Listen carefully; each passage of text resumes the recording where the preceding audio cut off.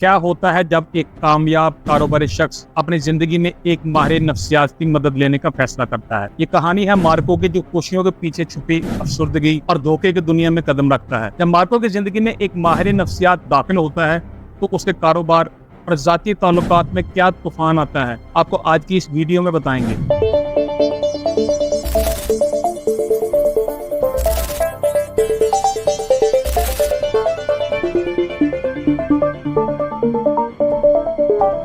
اس شخص کا نام مارکو ہے اور وہ بہت سی مشکلات سے گزر رہا ہے۔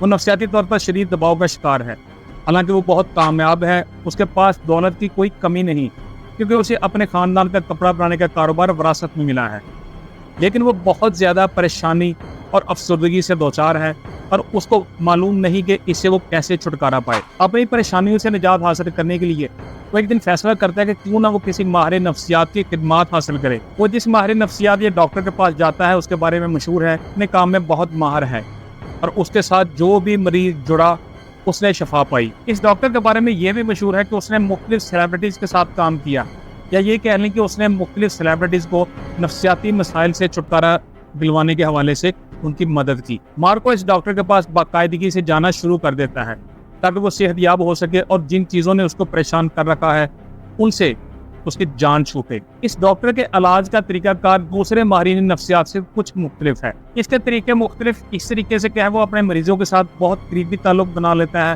وہ ان کے ساتھ سیر پہ نکل جاتا ہے، وہاں پہ ان کے ساتھ باتیں کرتا ہے، ان کے ساتھ سیشنز کرتا ہے، مختلف ریسٹورینٹس میں بیٹھتا ہے، کھانا کھاتا ہے، یعنی ایک ایسا طریقہ وہ آزماتا ہے جس سے مریض کو یہ محسوس نہ ہو کہ اس کا علاج ہو رہا ہے اور وہ ٹھیک ہو رہا ہے۔ یہ تمام طریقے مارکو کے لیے بھی کام کر رہے تھے اور ہر گزرتے دن کے ساتھ مارکو خود کو بہتر محسوس کرنے لگا، اور اس کے ساتھ ساتھ اس کا ڈاکٹر کے ساتھ تعلق گہرا بن گیا اور اس کا بھروسہ بڑھنا شروع ہو جاتا ہے۔ کیونکہ جب مارکو پریشان تھا تو اس کو سمجھ میں نہیں آتا تھا کہ وہ کیسے ان مسائل سے جان چھڑائے، اور اب اس ڈاکٹر کی وجہ سے وہ حشاش بشاش محسوس کر رہا تھا۔ وہ اس کو اپنا مسیحا تصور کر رہا تھا۔ مارکو کا اپنے ڈاکٹر پر بھروسہ اس حد تک بڑھ جاتا ہے کہ وہ اپنی زندگی کے تمام فیصلے اس سے پوچھ کر کرنا شروع کر دیتا ہے۔ وہ یہاں تک کہ اپنے کاروباری معاملات میں بھی جو بھی فیصلہ کرنا ہوتا ہے اس ڈاکٹر سے پوچھتا ہے، اور ڈاکٹر بھی اس کو اپنی جاب سے ہٹ کے، مطلب وہ ماہر نفسیات تھا لیکن وہ کاروبار کے حوالے سے بھی اس کو مشورے دینے لگتا ہے۔ اس کے فیبرک کے بزنس کے حوالے بھی اس کو بتانا شروع کر دیتا ہے کہ اس کی اونچ نیچ کو وہ کیسے دیکھے۔ جب مارکو کی بہن کو ان تمام حالات کا معلوم ہوتا ہے کہ مارکو نے ڈاکٹر کو فیملی بزنس یعنی کہ فیبرک مینوفیکچرنگ کے بزنس میں بھی شامل کر لیا ہے، تو اس کو یہ بات پسند نہیں آتی۔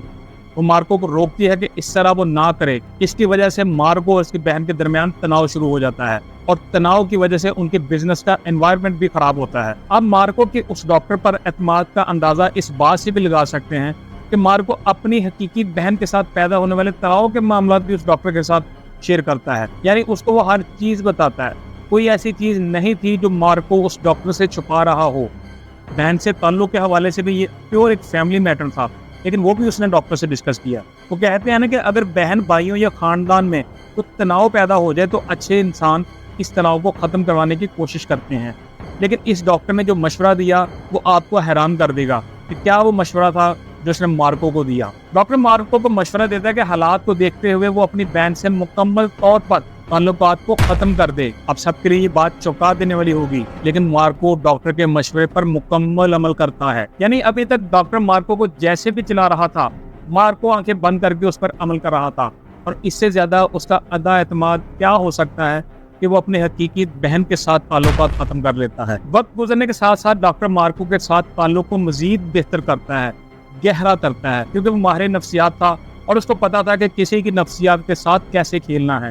ڈاکٹر مارکو کے ساتھ نفسیات کے مسائل سے ہٹ کے بھی باتیں کرنا شروع کر دیتا ہے، جیسے کہ وہ اس کو کہتا ہے کہ کیا میں آپ کے گھر کو اپنے دوستوں کے لیے پارٹی کے لیے استعمال کر سکتا ہوں۔ حالانکہ اس بات کا ڈاکٹر کے پیشے سے کوئی تعلق نہیں تھا، نہ ہی مارکو کے علاج سے کوئی تعلق تھا، لیکن مارکو چونکہ اس پر بہت بھروسہ کرتا ہے اس لیے ڈاکٹر بھی نہیں چوکتا اس کو کوئی بات کہنے میں، اور مارکو کوئی سیکنڈ تھاٹ لیے بغیر فوری طور پہ ڈاکٹر کو ہاں کر دیتا ہے۔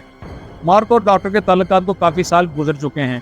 اب تک ڈاکٹر مارکو سے کئی بڑی بڑی چیزوں کی فرمائش کر چکا ہے، اور مارکو بھی اس کو انکار نہیں کرتا کیونکہ اس کے پاس دولت کی کوئی کمی نہیں تھی۔ ڈاکٹر یہاں تک مارکو کو کہہ دیتا ہے کہ کیا وہ اس کے ولا میں رہ سکتا ہے، یعنی یہ وہ جگہ تھی جہاں پر مارکو چھٹیاں گزارتا تھا اور وہ اس گھر کا مالک بھی تھا جو کہ ہیمپٹن میں واقع ہے۔ اس بات پر بھی مارکو اس کو انکار نہیں کرتا اور یہ ولا بھی اس کو رہنے کے لیے دے دیتا ہے۔ ڈاکٹر کی طرف سے مارکو کو فرمائشوں کا سلسلہ جاری رہتا ہے اور مارکو بھی اس حد تک اس کے اعتماد میں اندھا ہو چکا تھا کہ وہ اس کی کسی بھی بات پر انکار نہیں کرتا۔ یعنی مارکو کی دولت کا صحیح اگر کوئی استعمال کر رہا تھا، عیش و عشرت کی زندگی گزار رہا تھا، تو یہ ماہر نفسیات ڈاکٹر تھا جس کی ہر خواہش بغیر کسی رکاوٹ کے پوری ہو رہی تھی، اور مارکو کو بھی لگتا تھا کہ وہ ایک سپر ہیرو ہے جو اپنے دوست کی فرمائشیں پوری کر رہا ہے اور اپنے دوست کے کام آ رہا ہے۔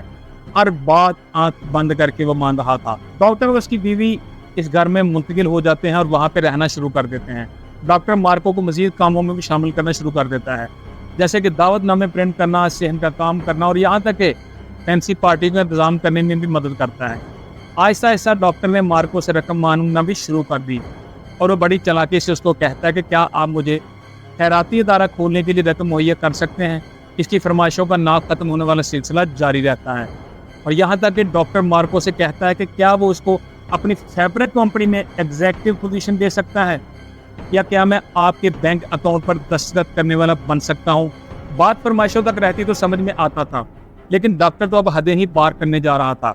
وہ مارکو کو مشورہ دیتا ہے کہ وہ اپنی وصیت میں تبدیلیاں کروائے، اور یہ تبدیلی ڈاکٹر کی اس چالاک پلاننگ کا نتیجہ تھی جس کے پیچھے وہ چاہ رہا تھا کہ اگر مارکو کو کچھ ہو تو اس کی تمام دولت اس کی یعنی ڈاکٹر کی اور اس کی بیوی کے حصے میں آئے۔ کئی سالوں کے اس تعلق میں ڈاکٹر مارکو کا اس حد تک اعتماد حاصل کر لیتا ہے کہ اس کی ملکیت میں جو بھی تھا وہ سب ڈاکٹر اپنے قبضے میں لینے میں کامیاب ہو جاتا ہے، اور مارکو بھی اس پہ اندھا اعتماد کر رہا تھا۔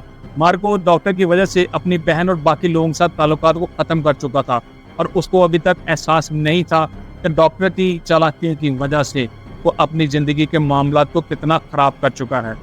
مگر اب وہ دن آنے والے تھے جب مارکو کے ڈاکٹر کے ساتھ تعلق کے حوالے سے آنکھیں کھلنے والی تھیں۔ اس کو آشکار ہونے والا تھا کہ اس کا اندھا اعتماد کیا واقعی ٹھیک تھا یا اس کو وہ نقصان دے رہا تھا۔ ایک دن ہوتا کچھ یوں ہے کہ مارکو کے علم میں آتا ہے کہ اس کو ہرنیا ہے، جس کے لیے اس کو سرجری کے پروسیجر سے گزرنا پڑے گا۔ اس مرض کی وجہ سے مارکو ہاسپٹل میں داخل ہوتا ہے اور اس کو ہسپتال میں کافی وقت گزارنا پڑتا ہے۔ جب وہ وہاں ہوتا ہے تو تنہائی میں وہ محسوس کرنے لگتا ہے کہ اس کا دوست کہاں ہے۔ وہ اپنے آپ سے پوچھتا ہے کہ اس کا دوست ڈاکٹر کیوں نہیں آیا، وہ کہاں ہے، وہ اسے ملنے کیوں نہیں آ رہا۔ وہ سوچتا ہے کہ وہ ایک بڑی سرجری کا سامنا کرنے جا رہا ہے اور زندگی کا کوئی بھروسہ نہیں کہ وہ سرجری کے بعد زندہ بھی رہ پائے گا کہ نہیں۔ وہ سوچتا ہے کہ ابھی تک ایک بار بھی اس کا دوست ڈاکٹر اس کو ہسپتال میں ملنے نہیں آیا، حالانکہ حالات ایسے تھے کہ اس کو آنا چاہیے تھا۔ اچانک مارکو کو احساس ہوتا ہے کہ ڈاکٹر نے نہ صرف اسے اس کی بہن سے بلکہ ان سالوں کے دوران بہت سے قریبی اور ذاتی رشتوں سے بھی دور کر دیا ہے اور اس کو صرف اپنے تعلقات تک محدود کر کے رکھ لیا ہے، یعنی کہ اس کا واحد دوست بن گیا تھا۔ ہسپتال میں اکیلے اپنے خیالات میں ڈوبے مارکو کو احساس ہوتا ہے کہ ڈاکٹر کبھی بھی اس کا دوست نہیں تھا۔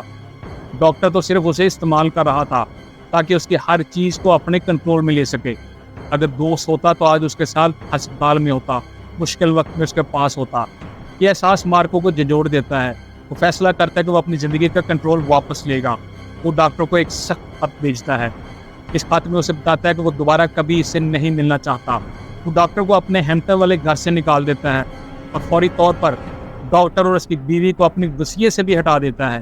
یہ سب کچھ کرنا مارکو کے لیے حقیقی آزادی حاصل کرنے کے مترادف تھا، اور ایسا ہی ہوتا ہے۔ آہستہ آہستہ مارکو اپنی زندگی کو سنبھالنا شروع کر دیتا ہے۔ وہ اپنی بہن سے تعلقات بھی بحال کر لیتا ہے اور اس کو اپنے گھر واپس لے آتا ہے۔ اس کئی سالوں کے بعد ایک گرل فرینڈ بھی بنا لیتا ہے۔ پھر وہ نیو یارک کے ہیلتھ ڈپارٹمنٹ کو اپنے سابقہ شاطر ڈاکٹر دوست کے خلاف شکایت درج کرواتا ہے۔ محکمہ صحت یہ شکایت ملنے کے بعد ڈاکٹر کے خلاف تحقیقات کا آغاز کر دیتا ہے، اور ان کے علم میں آتا ہے کہ ڈاکٹر نے ماضی میں بھی اپنے مریضوں کے ساتھ اسی طرح کی چالاکی اور ہیرا پھیری کی ہے۔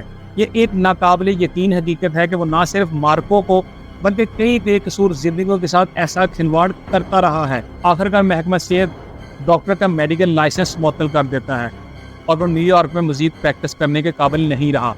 لیکن کیا یہ سزا کافی ہے؟ کیا مارکو جیسے لوگ ایسے ظالموں کے مظالم سے مکمل طور پر آزاد رہ سکتے ہیں؟ مارکو اپنی زندگی کو اپنی گرفت میں تو واپس لے لیتا ہے، لیکن کیا واقعی وہ اپنے ماضی کے سائے سے چھٹکارا حاصل کر پائے گا، یا صرف اس کے لیے یہ نئی شروعات ہیں؟ وہ خود سے ضرور سوال کر رہا ہوگا کہ رشتوں کے انتخاب میں انتہائی احتیاط برتنی چاہیے، کیونکہ کون سا رشتہ حقیقی ہے اور کون سا جھوٹا، اس بارے آپ کو ضرور علم ہونا چاہیے۔ رشتے ہوتے ہی بڑے امپورٹنٹ ہیں۔ کبھی کبھی دوست کے نام پر ملنے والی مدد سب سے بڑی دھوکہ بازی بھی ثابت ہوتی ہے، اور مارکو کے ساتھ بھی ایسا ہی ہوا۔ آپ بھی دوستوں کے انتخاب میں بہت زیادہ احتیاط کریں، کیونکہ حقیقی رشتے ہمیشہ آپ کے ساتھ چلتے ہیں، بات صرف احساس اور رابطے کی ہوتی ہے۔